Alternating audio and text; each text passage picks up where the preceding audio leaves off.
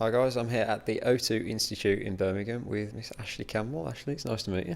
Hi, nice to see you. Welcome to Birmingham, Thank you. first of all. Tell us about the C2C Festival at the weekend, because you must have had some good experiences there over the weekend.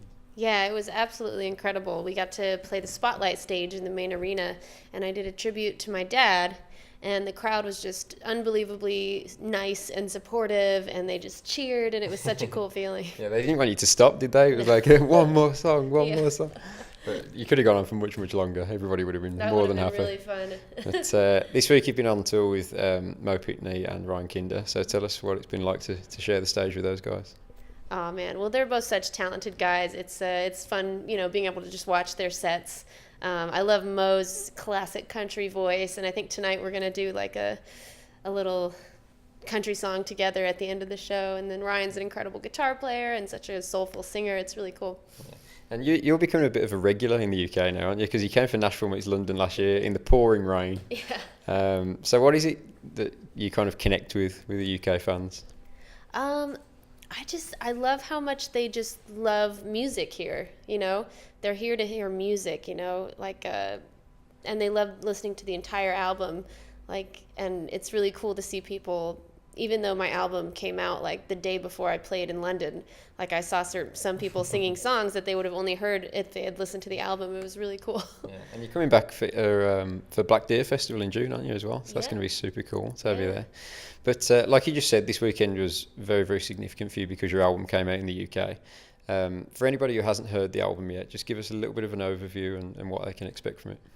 The album is definitely rooted in country and Americana, and of course there's a bluegrass banjo instrumental on it, but it also has like a pop edge to it. But it definitely sticks to my roots. Yeah, you've always been quite eclectic in your musical taste, haven't you, over the years, particularly in your own solo material. So is that something we hear a lot of on the new album? Is that something you really focused on showing? Yeah, definitely. I mean, it definitely shows a wide gamut of influences. Yeah. And it was produced, well, you co-produced it with your brother Cal, didn't you? So tell us about what he was like to work with in the studio and what he's added to the whole project. Well, Cal is an incredible music engineer and producer, and he played the drums on the album and did some bass, and he's an incredible musician and songwriter himself. And so we just had a great time. We used to be in a band together called Instant People, and so we're used to working with each other, and we know each other's buttons and which ones not to push. So Yeah.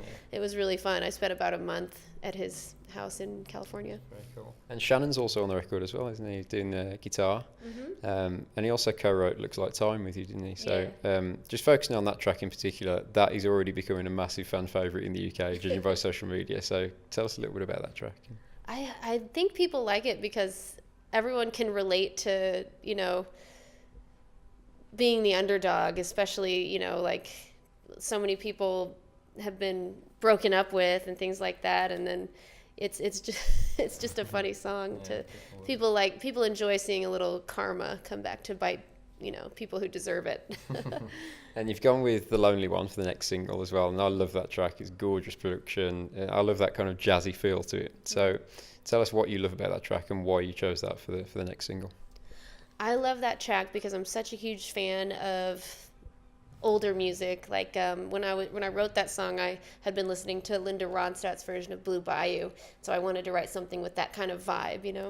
That's very cool. And also, you recently released the video for A New Year as well. It's a very beachy video, very, very nice. So how involved are you in the actual creative process, like behind music videos, and how much do you immerse yourself in that process? Well, that video was a collaboration with my friend Sean Flynn, and he's taken most of my promo photos. He did the album cover, and he came up with the idea of like a beachy thing, and I thought it was cool because I lived in California since I was 18 until I moved to Nashville, so about 8 years, and I kind of still consider myself somewhat of a Cali girl, and I love surfing, so I thought it was cool to kind of start off with kind of my California roots. Yeah, that's amazing. And we've already mentioned you coming back for Black Deer in June, but what's the plan for you for the rest of the year in terms of touring and doing stuff in the States? What's on the agenda? Well, the album is actually not out yet in the States. It comes out May 11th, so I'll be working on setting that up when I get home, and hopefully playing a lot of gigs in the States. We look forward to it. And we look forward to seeing you tonight. We're looking forward to seeing the show. Thank you for giving us a few minutes of your time. Appreciate it. And yeah, we'll hopefully catch up with you very soon. Cool, thanks. Cheers, Ashley.